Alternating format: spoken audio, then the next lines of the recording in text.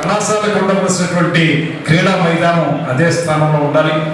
అవసరమైతే కొన్ని కొత్త బిల్డింగ్లు కట్టుకోవచ్చు. అది ఎందుకంటే విద్యార్థులు గవర్నమెంట్లో ఎప్పుడు ఏ కొత్త కళాశాల వచ్చినా ముందు తరగతి కానీ నన్నయ్య యూనివర్సిటీ కానీ ఏవి ఇక్కడికి వచ్చినా కూడా ఈ కళాశాల ప్రాంగణాన్ని వాడుకుంటాం. అద్భుతమైన కళాశాల ఇది. దీంట్లో చదవడం ఎవరైతే ఇందులో చదివినటువంటి వాళ్ళు సుకృతం ఉంటుంది ఈ కళాశాల. మాకేదో సరదా కొద్ది రాజకీయాల్లో తిరగాలని వీటి కళాశాలలో చదివాం. నాకు ఒక అదృష్టం ఏంటంటే ఇంటర్మీడియట్ ఎగ్జామ్స్ మాత్రం నాకు ఎగ్జామినేషన్ సెంటర్ ఇచ్చారు. ఇక్కడ కూర్చొని రాసే అవకాశం మాత్రం అప్పుడు వచ్చింది. ఉంటాయి కదా ఆ రూపంతో ఇక్కడ చాలా బాగున్నటువంటి లెక్చరర్స్ కానీ చాలా మేధస్సు ఉన్నటువంటి వాళ్ళు.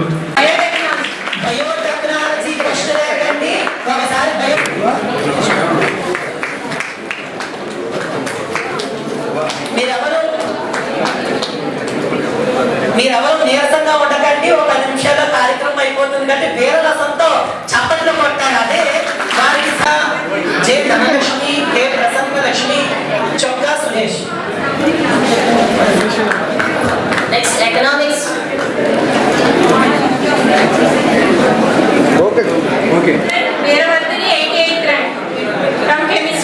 వృక్ష శాస్త్రము, బోటనీ శాఖాధిపతులు విద్యార్థులతో పాటు చిత్రంలో పాల్గొనవలసిందిగా తీసుకుంటున్న విద్యార్థులతో మీరు ఈ తర్వాత కెమిస్ట్రీ డిపార్ట్మెంట్ నుంచి నందా రాంబాబు గారు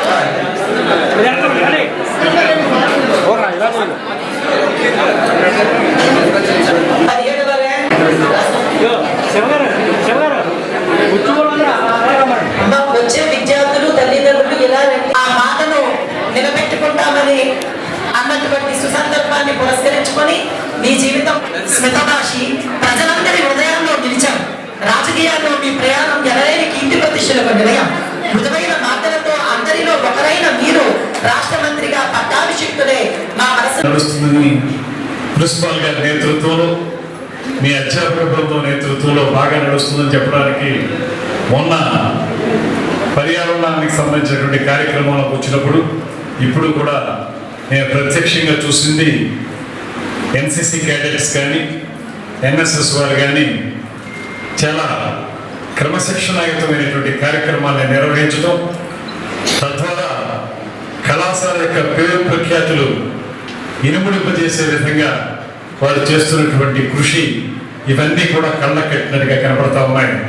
చాలా కాలం తర్వాత రాజమండ్రి ఆర్ట్స్ కళాశాలలో ఈ రకమైనటువంటి వాతావరణాన్ని చూడగలుగుతున్నందుకు మీ అందరికీ కూడా అభినందనలు తెలియజేస్తున్నాను.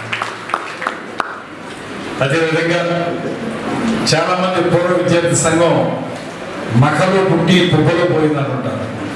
చాలామంది పెడుతుంటారు, కొన్నాళ్ళు నడుస్తాయి బాగా, తర్వాత అవన్నీ కాలగర్భంలో కలిసిపోతుంటాయి, కార్యక్రమాలు కూడా ఉండవు. నాకు తెలిసి కేవలం రాజమండ్రిలో మాత్రమే కాదు, ఈ చుట్టుపక్కల ఉన్నటువంటి అన్ని కళాశాలలకు సంబంధించినటువంటి పూర్వ విద్యార్థుల సంఘం సందర్భంగా నెంబర్ 1 సంఘం ఏదైనా ఉంటే అది మన ముళ్ళ మాధవ ఆధ్వర్యంలో నడుస్తున్నటువంటి ఈ సంఘం మాత్రమే. ఎందువల్లనంటే మాధవ్కి ఈ కళాశాలతోటి మాధవ్తో పాటు ఉన్నవారికి కూడా ఒక అటాచ్మెంట్, ఈ మట్టి వాసన బాగా తెలిసిన వాళ్ళు. అందువల్ల కళాశాల బాగుండాలనేటువంటి కోరికతో పాటు కళాశాలలో ఉన్నటువంటి ఏ ఇంచు కూడా అంగుళం కూడా అన్యాక్రాంతం కాకూడదు అనేటువంటి ప్రతిజ్ఞ చేసి దానికోసం అవసరమైతే రాజకీయ నాయకులు అందరినీ కూడా కలిపి తీసుకొచ్చి కళాశాలని కాపాడుకోవాలనేటువంటి కార్యక్రమాన్ని నిరంతరం నిర్వహిస్తున్నటువంటి నాయకుడు ముళ్ళ మాధవ్ అనేటువంటి మాటని మీ అందరికీ నేను మనవి చేస్తాను. మాధవ్ లాంటి వాళ్ళని మీరందరూ కూడా విద్యార్థులు స్ఫూర్తిగా తీసుకోవాలి. కలిసి కళాశాలలో ఏం జరుగుతుంది, నేను ఈ కళాశాల విద్యార్థిని కాబట్టి మాట్లాడుతూ ఉంటాను. ఈ కళాశాల యొక్క శాంక్టిటీ ఏదైతే ఉందో ఇందాక ప్రిన్సిపల్ గారు చెప్పారు.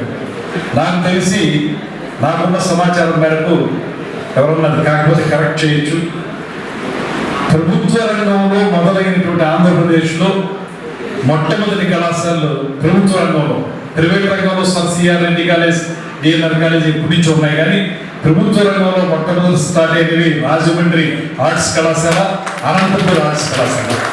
ఈ రెండే మొట్టమొదటిగా ప్రారంభమైనటువంటి కళాశాలలు. అంత ప్రాచీనమైనటువంటి కళాశాల ఇది. ఇంతకుముందు చెప్పినట్లుగా అనేక మంది ఉద్దండులు ఇక్కడి నుంచి ఉద్భవించారు.